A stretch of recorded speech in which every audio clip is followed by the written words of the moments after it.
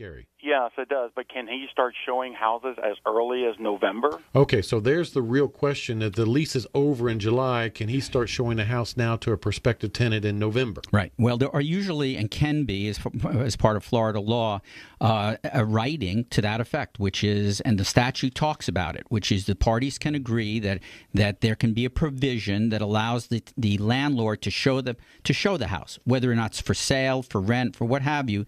There can be a provision for that in the lease. Have you taken a look at this lease?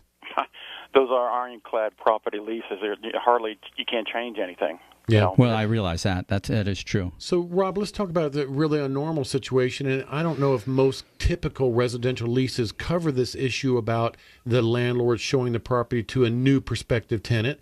But I think the Florida statute would say that the landlord can do so, but there is an element of reasonableness in it.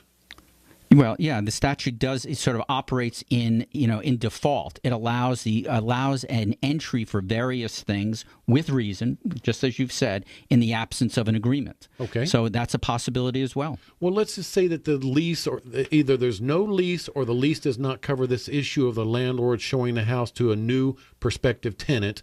What would be the definition of reasonableness as far as a landlord going in there and showing it? Meaning, how many times can he come in a week? Does he have to give the tenant notice? Does a tenant have to be there, for example?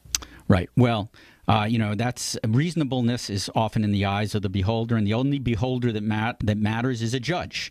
And so if you were asking me what I think a judge would think is reasonable, you better call ahead of time. You better not be entering surreptitiously without first telling the tenant that you're coming in.